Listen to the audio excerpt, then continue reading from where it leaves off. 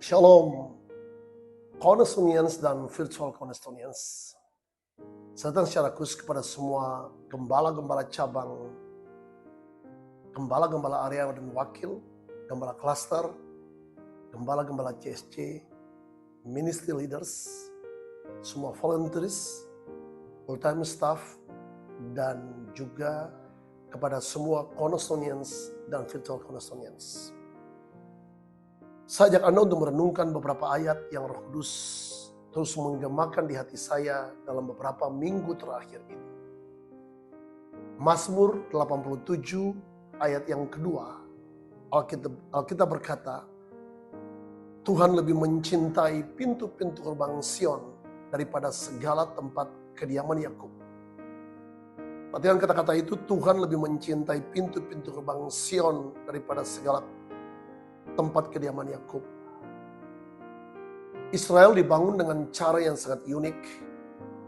Israel terdiri dari 12 pintu gerbang yang ada mengelilingi kota suci Yerusalem.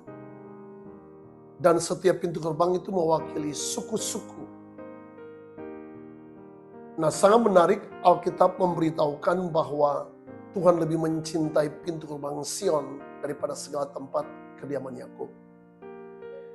Bertahun-tahun saya coba merenungkan kenapa Tuhan memilih dengan sengaja ada sebuah pintu gerbang yang lebih dicintai daripada pintu gerbang yang lain, dan pilihan Tuhan jatuh pada pintu gerbang Sion. Setelah mempelajari Alkitab bertahun-tahun, saya berkesimpulan bahwa pilihan Tuhan untuk lebih mencintai pintu gerbang Sion disebabkan karena ada sebuah pola ibadah yang dibangun oleh King David atau Raja Daud di Gunung Sion dalam bentuk ibadah syafaat 24 jam sehari, 7 hari seminggu, dan 365 hari setahun selama kurang lebih 30-an tahun lebih. 1 Tawarikh pasal 16 ayat 37 berkata, tabut perjanjian Tuhan itu Asaf dan saudara-saudara sepuaknya untuk tetap melayani di hadapan tabut itu seperti yang patut dilakukan setiap hari. Setiap pemimpin memiliki skala prioritas dalam manajemen kepemimpinannya. Dan David mengerti apa urgensi dan kesenangan Tuhan. Ketika David ditetapkan menjadi raja atas seluruh Israel ketika 12 suku yang lain datang together as a nations, menyatakan komitmen mereka menjadikan David sebagai King of Israel, maka agenda prioritas David yang pertama ialah dia berupaya untuk menduduki Gunung Sion.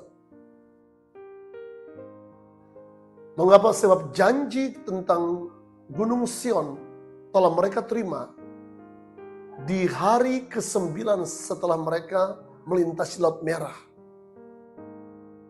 Musa menerima sebuah pewahyuan ketika Miriam saudara kandungnya yang perempuan memainkan rebana, dan the spirit of prophetic, roh nubuatan turun atas Musa, dan Musa menyanyikan sebuah nyanyian bahwa aku akan membawa engkau dan menjangkaukan kamu ke gunungku yang kudus.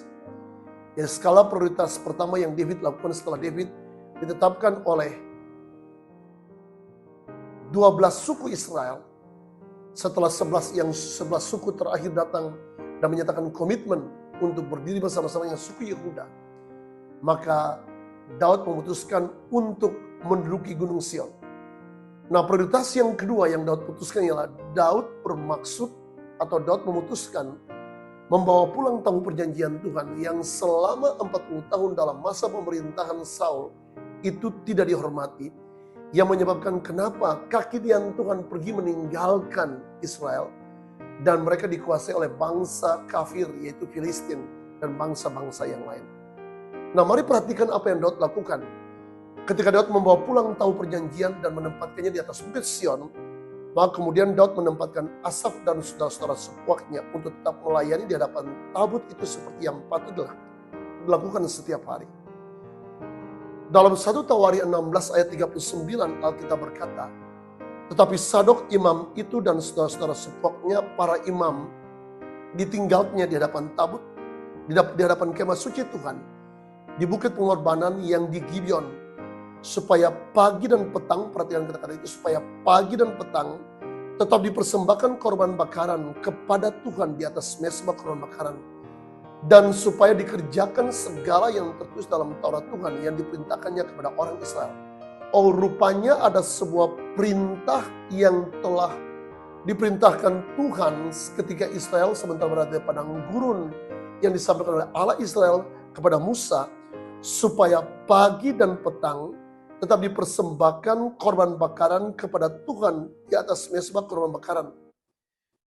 Nah, brothers sisters, Daud kemudian mengerti tentang pewahyuan ini, maka kemudian Daud memutuskan agar ada sebuah ibadah yang berkelanjutan dan ibadah yang terus-menerus, yang tanpa henti, di mana pagi dan petang korban bakaran itu harus terus diletakkan di atas mezbah Tuhan. Nah, kata Ibrani untuk secara teratur atau terus-menerus itu tamid. Tamid secara harafiah berarti melebar atau meluas. Sebagai kata sifat yang berarti terus-menerus atau berkelanjutan, continue dan tidak boleh berhenti. Vine's Expository Dictionary of Old Testament Words menerjemahkan kata tamid berarti mempertegas apa yang perlu dilakukan secara teratur atau terus-menerus tanpa interupsi atau gangguan. My dear brothers, sisters, Cornerstonians, menurut Dictionary Vines, tamid pertama kali digunakan dalam Keluaran 25 ayat 30. Haruslah engkau tetap meletakkan roti sajian di atas meja itu di hadapanku. Dan Alkitab versi NASB menyatakan bahwa dan haruslah engkau setiap waktu. Kata ini menunjuk kepada satu aktivitas tanpa henti. Pesannya apa yang saya ingin sampaikan kepada Anda semua, Bapak Ibu dan Saudara? Mari perhatikan apa yang Daud lakukan. Skala prioritas yang pertama ialah dia membawa pulang, skala prioritas yang pertama ialah dia berupaya untuk menduduki Gunung Sion sebagai tempat warisan yang Tuhan telah janjikan kepada Israel. Dan yang kedua ialah dia meletakkan tabut perjanjian di situ.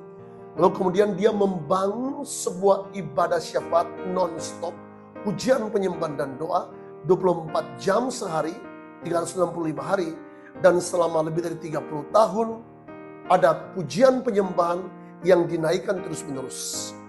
Yesaya berkata dalam Yesaya pasal 21 ayat 8, di tempat peninjauan ya Tuanku, aku berdiri sentiasa sehari suntuk, dan di tempat pengawalanku aku terpancang setiap malam.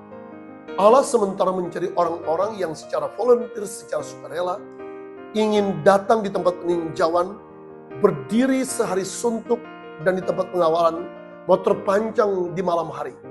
Apa yang Tuhan pesankan ya, Tuhan ingin agar kehidupan doa pujian penyembahan ini berlangsung 24 jam. Brothers sisters, mari saya akhiri pesan ini kepada semua Cornerstonians, virtual Cornerstonians, dan semua Cornerstone leaders.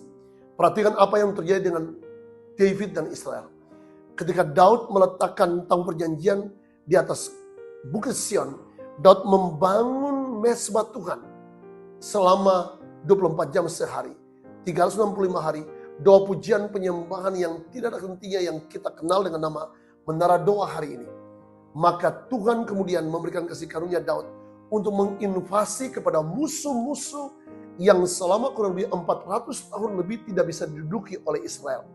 Dan kemudian hadirat Tuhan itu menyebabkan David mampu untuk mempenetrasi 7 suku bangsa yang lain yang ada di sekitar Israel. Dan Israel mengalami kemakmuran yang sangat ekstrim. Selama kurang lebih 30 tahun lebih, Israel menjadi makmur yang sangat ekstrim. Di depan kita 2023, 2024, 2025, saya menjaminkan pernyataan profetik ini kepada Anda. Ini memberitahukan bahwa dunia sementara memasuki masa kekelaman yang akan sangat sulit, saudara. Tidak ada cara yang lain. Kita harus hosting the presence of the Lord. Harus menjadi tuan rumah dari hadirat Tuhan. Karena itu saya mendorong sekuat tenaga kepada gembala-gembala cabang, gembala-gembala area, wakil gembala area, gembala-gembala klaster, gembala-gembala CSC, semua volunteers, full-time staff, ministry leaders, yang selama beberapa waktu tidak kembali ke menara doa. Ini waktu untuk Anda kembali ke menara doa. Kiranya pesan ini menyentuh hati Anda yang paling terdalam, dan Tuhan memberkati Anda berlimpah-limpah. Pada berada di kembalilah ke menara doa. Sebab kita berhadapan dengan sebuah masa yang sangat tidak mudah. Dan hanya hadirat Tuhan yang akan mendatangkan kemuliaan Tuhan. Hadirat Tuhan hanya bisa dibangun dengan sebuah pola di mana pujian penyembahan harus dihidupkan 24 jam. Dan di Cornerstone kita telah memutuskan terintegrasi dalam waktu 4 jam setiap hari. Kiranya Tuhan menolong Anda dan mengetuk hati semua Cornerstone yang selama ini tidak pernah naik ke menara doa untuk kembali ke menara doa. Kiranya Tuhan memberkati Anda semua dalam nama Yesus. Haleluya. Amen.